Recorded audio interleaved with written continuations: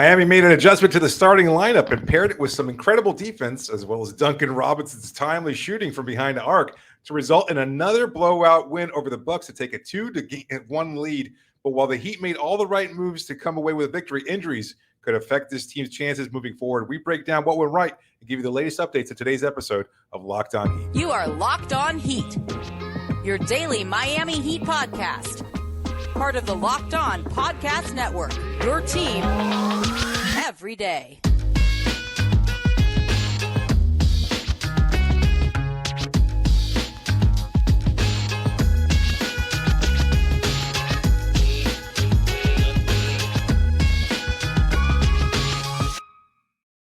All right, welcome to Locked On Heat, your daily podcast on the Miami Heat. However you might be tuning in, YouTube, Odyssey, or your favorite podcast app. Thanks so much for making Locked On Heat your first listen every day. I'm Wes Goldberg here with David Ramil. We're recording this a few minutes after the Miami Heat's 121-99 win over the Milwaukee Bucks in Game 3. No Giannis, obviously no Tyler Herro, who's out for the postseason. We have some injury news with Jimmy Butler and Victor Oladipo that we'll get to here later on, but let's just jump right into this thing. Dominant win by the Miami Heat. They shoot 48.5% from three-point range. This thing is over by the fourth quarter, basically. Yeah. Just a weird series, a blowout win in Game 1, a blowout loss in Game 2 for the Heat, and then a blowout win in Game 3. So no games here that have come down to the end, but I thought that this one was different than the Game 1 win in that it felt like they actually found something that was sustainable. Right. You know, I think a lot of people are going to look at the three-point shooting, Jimmy Butler having 30 points in 28 minutes, and say, well, they just got the big Jimmy performance. They got a great three-point shooting night from the role players. That's why they won. There's a lot of reasons why they won this game, and I feel like throwing Kevin Love into the starting lineup and the way that they got to their shots and their overall shot profile, and then some of the things they did defensively, if they're going to win this series, David, this is how they're going to do it. This would be the formula how. I'm not saying they're going to, but if they can execute like this every single game, that's what's going to give them a chance. By far their best game of the series. Very balanced approach, both offensively and defensively. It felt like there was just more, again, balance with Kevin Love in the starting lineup. No scrambling defensively, trying to cover for Brook Lopez dominating in the paint or anything like that. No mismatch that Milwaukee was able to take advantage of. It was just a constant defensive effort from them. And then on offense, originally in the first quarter, it looked like they were struggling a little bit. Too much of Jimmy having to bail them out by virtue of just being more aggressive than everybody else. But eventually, Miami wound up finding a way to spray the ball to the perimeter, knocking down some big shots. Everybody seemed like, again, they were engaged. Duncan Robinson in particular hitting 5 of 6 3-point attempts. So it was a very balanced approch. But just in general, to echo what you were saying, I think it was their best game of the series and much more sustainable than whatever they did in Game 1. Yeah, Game 1, they shot 60% from three-point range. It felt like Milwaukee's defense had as much to do with the Heat shooting well and scoring 130 points in Game 1. Yeah, And I thought Milwaukee's defense was fine tonight. It was better than it was. Game 1 was terrible for them. There was no energy from them in Game 1. But today, they just, look, a big focus of them coming into this game was, all right, like we know against Milwaukee's drop, they're gonna bait us into the low-hanging fruit, that mid-range stuff that the Bucks want to give you. And I think there's Heat players, Jimmy Butler, Tyler Herro when he's healthy, Bam Adebayo, they want to take those mid-range jumpers. That's kind of their comfort zone. Right. And so it's hard for a basketball player to say no and pass up an open shot that he likes, to just keep working the shot clock and try to get to other shots that might not ever come. Like, you could keep working to get those three-pointers. You don't know if that's going to happen. You can work to try to get to the rim. You don't know if that's going to happen, where the mid-range shot is just gifted to you. Right. And they made a concerted effort to go out and get them, and they did it in specific to the three-pointers. They did it in a variety of different ways. We saw the dribble handoff with Duncan Robinson come back, pin downs, drag screens, staggered screens. I thought a big part of it was the pick and roll and pick and pop game with Kevin Love. Kevin Love took 6 3-pointers in this game, and it was all in the pick and pop. Jimmy Butler in particular getting to the basket, collapsing the defense, and then spraying out to the corners and above the break. That, to me, it felt sustainable, right? Like, I shouldn't say, let's not focus on the results. I want to focus on the process, because that's what coaches will tell you. And this process was the thing that the Heat should be trying to repeat in Game 4 on Monday. No doubt. I mean, they might not shoot 50%. They certainly won't shoot 60% the way they did in Game 1. But they did it the right way, with Jimmy setting things up, attacking the basket early on, and then finding those shooters. They got their open looks. And, yeah, there were a few lucky shots. those fall in every game. You know that. Well, Yeah. for Miami, they really haven't for most of the regular season. Jimmy's not going to go 3 of 3 every game. That's another thing. Yeah, there was a slightly atypical performance from him and Duncan Robinson from 3-point range. That doesn't really matter, though. Again, I think the shots were open. He didn't force anything, and you can build off of this, especially if Giannis continues to miss time, which at this point in time, we really have no idea what his status is for Game 3. Yeah, I want to touch on Jimmy Butler, or not touch. I want to talk about Jimmy Butler because he deserves a whole conversation for what he did tonight, and then we got the injury that we got to talk about. But just to put a bow on this, like kind of shot distribution process, at the rim, the Heat went 14 of 20. The short mid range, 11 of 19. Long mid range, which is that shot that the Bucks want to give you, is that 4 to 12. They went 4 of 12, so only 12 attempts from long mid range. That's the fewest they've had in this series. And then 3-point range, 16 of 33. You look at that and you say, oh, well, they still only took 33 three-pointers. They were averaging 30 a game in this series. It's not that much more, but I still think that if this game had been close in the fourth quarter, they would have taken more. Like that whole fourth quarter was all garbage time. Their offense bogged down in the fourth quarter as well as it should. They were up 20 for most of it. Yeah, I mean, Yurtsevin was in there. I mean, like we were like, I'm not trying to attack Yurtsevin, but it was like garbage time minutes. Like Haslam got minutes. Yeah, sure. So it's like that's what it is. Let's talk about Jimmy Butler because the key stretch in this game was about 4.5 minutes into the first left in the first quarter. The Bucks just went on a 7-2 run. They're up 21-15, and Jimmy Butler just says, "I've had enough of this. I'm going to go full Jimmy Butler," and he goes on a one-man wrecking crew 12-0 run. He scores 12 straight points for the Heat. The Bucks do not score in that time, and by the end of the first quarter, the Heat have a 29-21 lead. Bam Adebayo made a 2-pointer at the very end of it, and they did not trail for the rest of the game. That was it. Jimmy Butler just grabbed this game by the groin or not. Okay. And he grabbed the game by something. He grabbed it. By the leg, maybe. He grabbed it by the leg. He grabbed control of this game and did not let go. And then later on, he played 28 minutes. He had 30 points on 12 of 19 shooting. And that was this wasn't like a typical, like, oh, Jimmy gets to the line a bunch of times. He got to the line 3 times. He took 3 free throws. Yeah. He also took 4 3-pointers and made all 4 of them. I don't know the last time he's made more 3-pointers than free throws. Great point. He made more 3-pointers than he even took free throws. Like that maybe has never happened in Jimmy Butler's career. I would guess. Like we can get like Stat News or somebody with Stat Head to look it up. I can't imagine it. Jimmy, but then in the third quarter, but to our point though, like the shooting might not be there, but this is going to be in the back of Milwaukee's minds. Like defenders in Game 4, I don't know about that.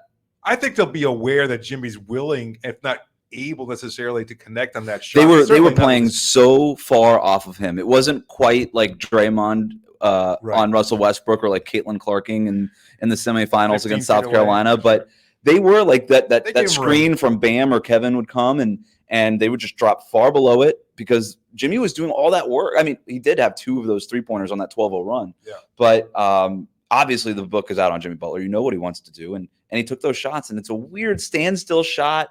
His trainer, who he always credits, Chris Brickley, his skills trainer, was there on the court side tonight.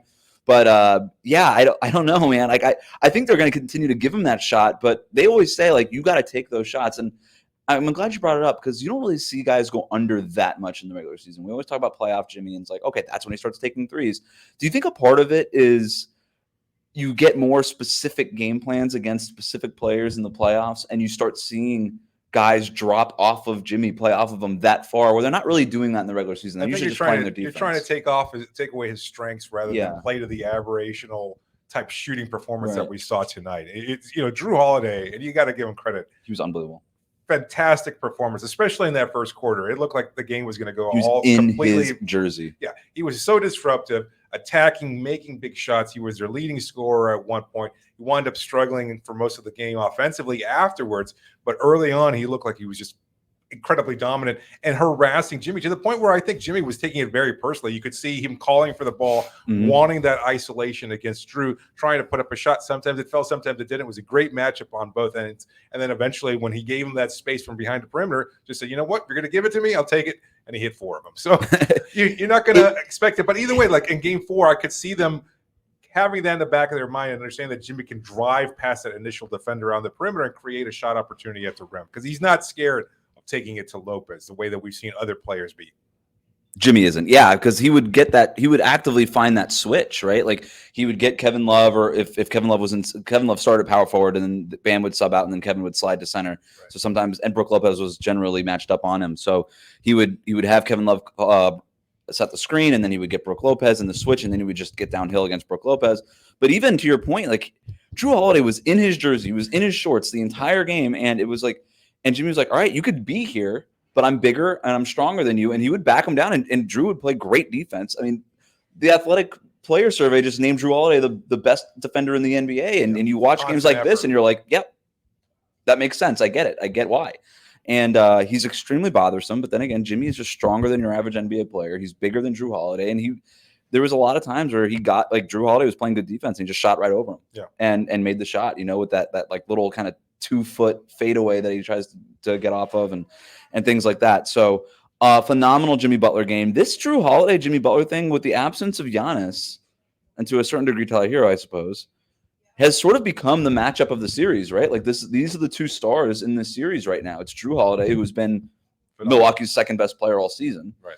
And then obviously Jimmy Butler being Miami's best player. Like, this is the matchup that is sort of defining the series right now. It probably will going forward. Yeah, it doesn't seem like Middleton has a necessary matchup that you can kind of point to, although he's been pretty damn good. Like, especially in the third 23 quarter. tonight. Yeah, he wound up cutting Miami's lead to just, I think, 9 in the third quarter. It was 9 or 10. Yeah. But all right, but let's talk about Jimmy Butler though, because he did go down at the end of that third quarter, hard fall off of after a take to the basket, and left the game, went to the locker room briefly, did come back shortly after that, and was on the Heat's bench for the rest of the game. Kind of looked like an ankle thing at first, and then a series of different things that had been kind of building up to that. I'd watched him. He rolled his ankle at one point and took a hard foul again also, and then he kind of was walking gingerly after that. Not surprising considering we just saw what happened with Giannis when he took a similar fall. I thought Jimmy's looked, again, maybe it's hard to compare these things. It looked more like a harder fall than what Giannis took. Yeah. He wound up crashing directly to the ground. He was a little bit more elevated. He didn't kind of roll the way Giannis did. You know how Giannis lost balance when Kevin Love was drawing the charge, and then he wound up falling on his backside, whatever. With Jimmy, it was much more direct, at least from my perspective. And then he kind of got up much more gingerly, and I thought, oh, this is it. Could be it for him. He continued playing, and then he wound up hurting his leg later on as well. So it was a little strange to see him try to play his way through it. I'll be interested to see how that ankle responds tomorrow. It's usually like a 24-hour thing. You hear players talk about it all the time. You got to wait for it. The Heat are practicing on Sunday, so I guess they'll get a look at it. They'll be at the facility and everything like that. And he was ruled out for the game due to a lower back contusion. Eventually was changed in the post-game media scrum that we were told it was actually a gluteal injury. So the he fell on his maximus. ass. That's basically how it boils down. It's a pain in the ass. That's exactly what it is.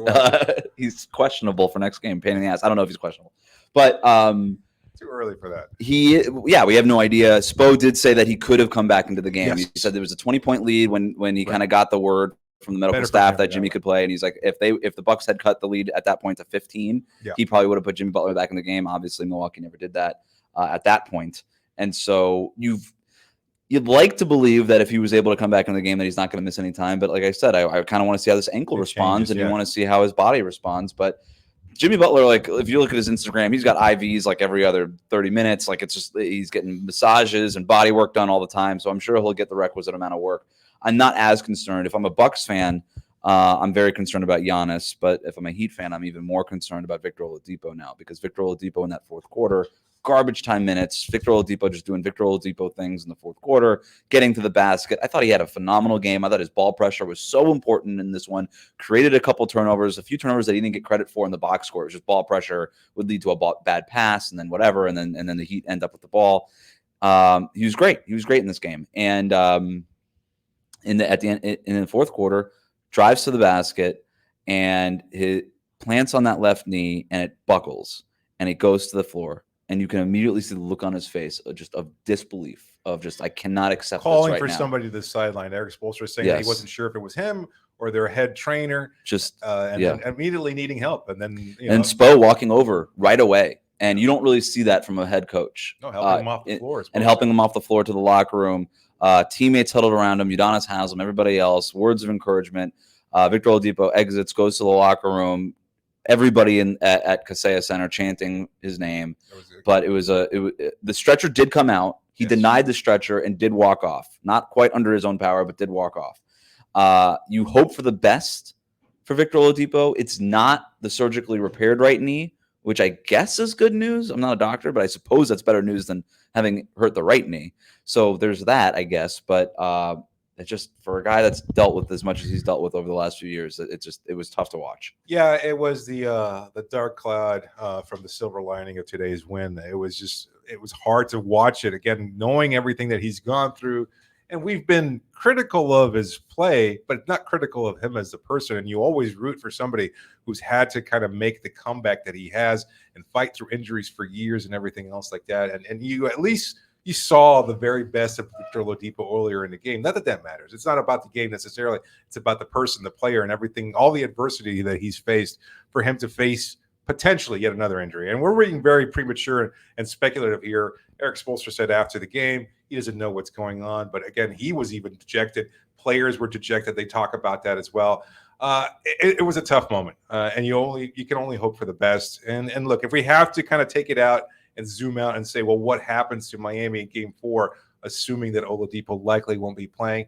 It's a blow, because I think again, if you see what he provided today defensively, his effort, it was so crucial for Miami and what they were able to do. They really imposed their will defensively, especially from that midway point in the first quarter on through the rest of the game, establishing control, limiting opportunities for Milwaukee shooters. They shot only 39 3-point attempts, far less than what they shot in Game 2 and less than what they shoot during the regular season.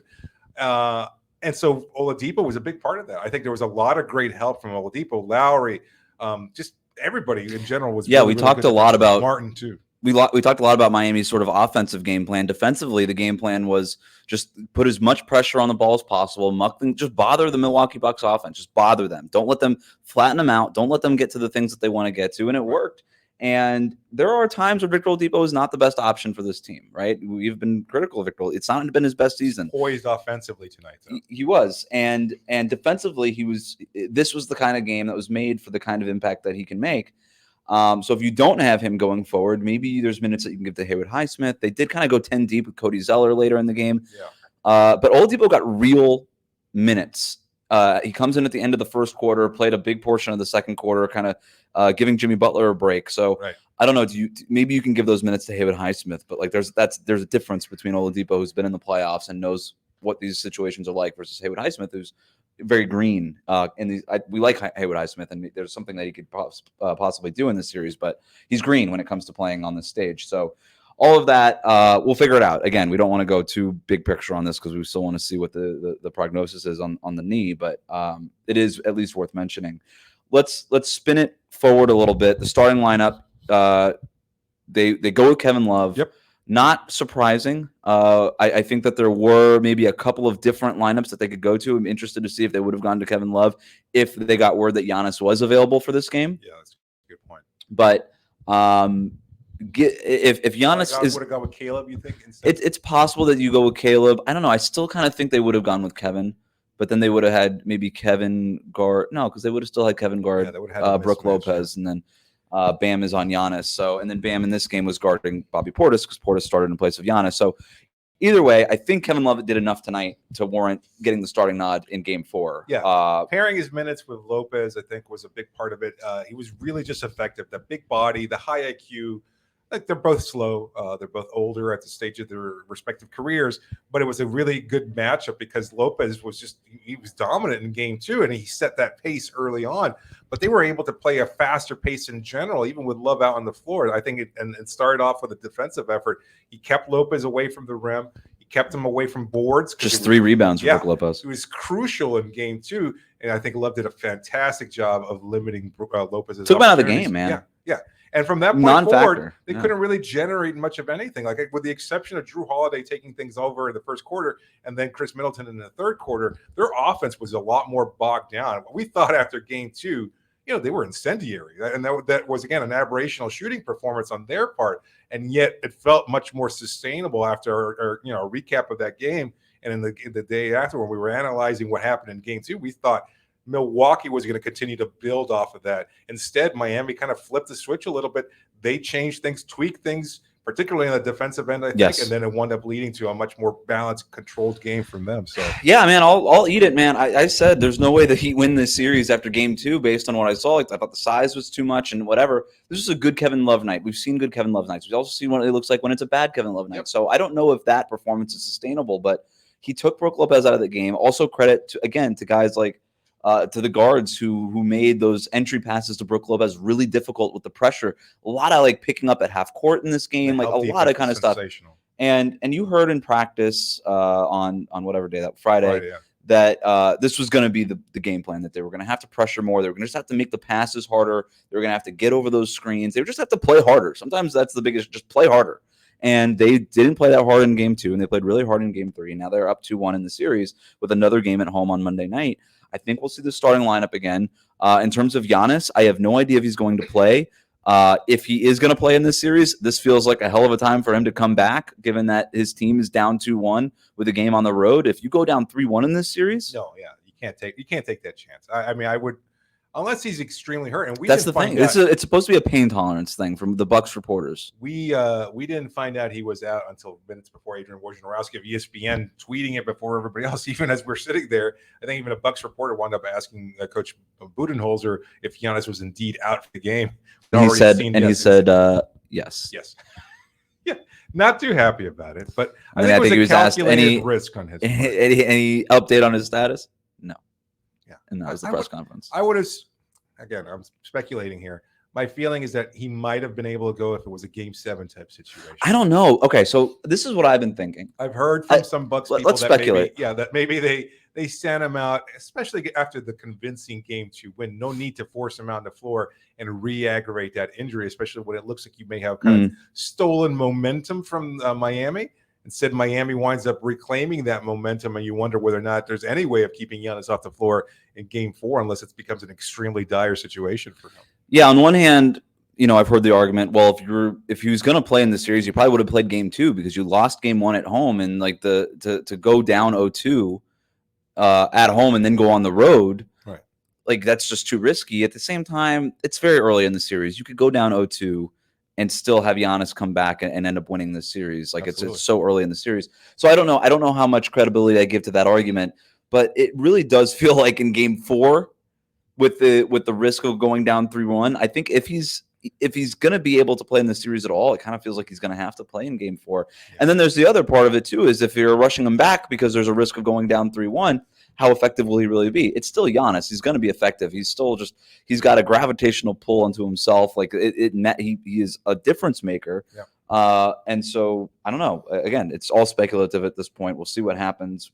It'll probably be a similar thing to today, where we're not going to know until a few minutes before tip-off on Monday night. So we'll see. Anything else from this game that you want to hit? Any other shout-outs? Duncan Robinson, happy birthday. We have to. Like it again, I think, a lot of the shots were open for him early on, and then he wound up doing a great job coming off of multiple screens, trying to fight through different defensive coverages, creating that space for himself, and he didn't need much time to let it fly. The shot happened to be falling today. But you also saw him be much more aggressive and engaged later on, and there was that fantastic drive to the basket on Jrue Holiday. On Jrue Holiday. That is phenomenal. Everybody at Media Row did the same thing at the same time. Everybody leaned back in their chair and went wide-eyed and goes and did some like what, wow, or how. Yeah. Where I think the words being uttered on Media Row. It was, and then asked about it after the game. Duncan Robinson even laughed. He's like, "Yeah, man, I don't really know." Shout out to my 2-2, 3-3 guys. Right after every practice, he winds up playing with Jamal Cain, Haywood Highsmith, Victor Oladipo, etc. They have the little 2-on-2 matchups going on. Sometimes the coaches get involved as well. So it says it helps him diversify his game. Well, if it's good enough to take on an all-NBA defender like Jrue Holiday, keep up the good work, guys. I guess. And to his point, you're making a bunch of threes. They start pressing a little bit, and the driving lane becomes open and stuff like that. That's the takeaway for me is how much more intentional. I hate to echo a word that Eric Spoelstra uses ad nauseum. Yeah, it's absolutely is. But it just felt like they were doing things so much more purposefully than they were. And in Game 2, you hate to speculate again to this degree, but it felt like, well, you know what? We already had the game 1 win. We stole one in Milwaukee. We can kind of afford to take our foot off the gas. Probably a little bit of that. And Milwaukee was phenomenal. They played a great credit game. to the Bucks too. Yeah. And yet today it was like, you know what? We're home. We're back here. We have a chance for something great. No Giannis in the lineup. Let's take advantage of the opportunity. And they absolutely did. And it was it was the best game of the postseason by far. Oh, easily, right? Yes. Easily. Yeah. So let's talk about this then. 3 things you would like to see the Heat repeat. And I'm not like, you could, if you want to say 48.5% from 3-point range, I guess you can. But 3 things you would like to see them rinse and repeat from this game to the next game. I think Kyle Lowry's performance was a great one. It kind of understated there, but I think he had some really nice shots and also some really good defense. And you could see also in moments where it looked like maybe Milwaukee was starting to build a little momentum, his organization of the offense is still so crucial. Yep. It's so much more. Again, Gabe was fine. He wasn't great. He wasn't even good. He was fine. And yet he's provided so much effort all season long that you don't want to take anything away from him. But he just doesn't set up the offense to the same degree or as effectively as Kyle Lowry does. So that's one thing I would like him to be able to repeat in game 4. And it certainly helps when his offense is clicking too. I'm going to try to do math here, which is a favorite thing of ours to do on the podcast. 28 plus 12 is 40, 55 bench points. Yeah. Wow. I'm getting better. 55 bench points to, we're going to do it again. 16, are you looking at 21 bench points? What? Yeah, 27, 47, 55, 59 bench How are you doing points that for so Miami. fast? Yeah, because I just had quickly. And then for Milwaukee, only 21, 26, 28 bench points. So that was a big we'll leave difference the math right to there. you, I guess. 59 to 28 bench points in Miami's favor. At one point, it was like 20-something bench points with no bench points for Milwaukee, and not until Joe Ingles eventually got on the board with a 3-pointer. And again, a lot of that reflective of the fact that it was garbage time late in the fourth quarter. Yeah, but Caleb, 12 points off the bench. Kyle Lowry, to your point, 15 off the bench. And then Duncan Robinson had the 20. Victor Oladipo had 8. And then Highsmith had 4 in garbage time. So those are the ones I missed. Goran Dragic with 2 points, so he's a future Heat lifer. Again? I don't know. In terms of things I want to see them repeat, I think the starting lineup is one of them. I think that Kevin Love earned it, starting at power forward. The ball pressure, I think it can't be stated enough just how important that was. 1 and 1. You wanted to go all 3 at once? Go for it. What's your third one then? The ball pressure, Kevin Love, and then just getting to their shots, being willing to not go for. Because the other thing too is Bam Adebayo was not the most aggressive, and this was not an he's got to be more aggressive thing. It's just that he didn't need to be. Jimmy Butler had it going. Everybody else off the bench had it going. The 3-pointers were falling. Like, it was fine. Bam Adebayo was so important in terms of the dribble handoffs and the screen setting and the rebounding. I thought Bam had an awesome game, and I don't care that he took 10 shots.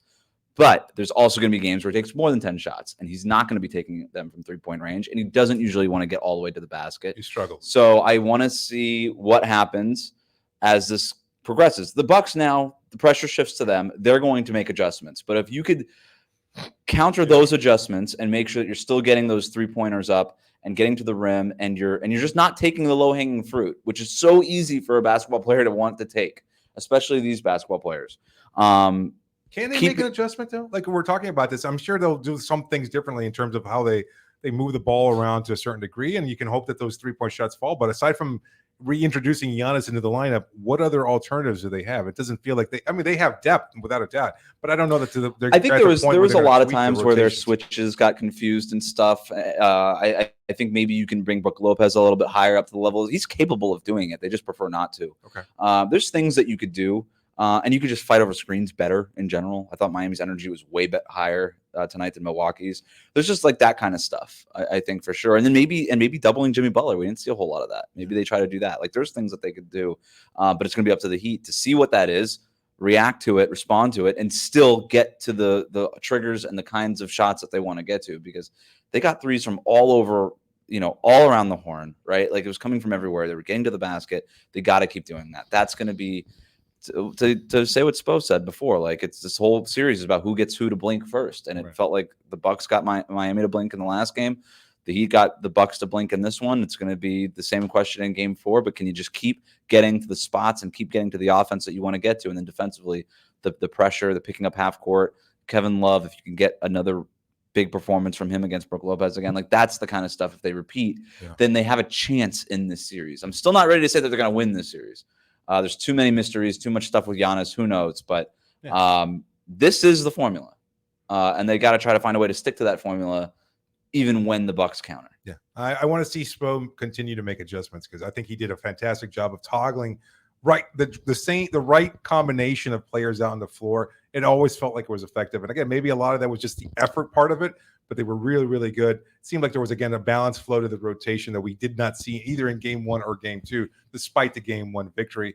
And if there's a third thing I'd like to see, it's Victor Oladipo in a Heat uniform, ready to play on Monday night. That would be maybe a miracle. Also, we got to monitor the Jimmy Butler situation. So some things that we're putting a pin in. We'll get some more information. We'll be back Monday morning with another episode with some of the other adjustments, injury updates, and other things that we're looking forward to after we watch some of the film and deep dive into this even further. But for now, thanks again for making Locked On Heat your first listen every day. Remember to subscribe to new episodes of Locked On Heat on your favorite podcast app and on YouTube. Have a great Sunday, everybody. We'll be back here on Monday. Happy birthday, Duncan.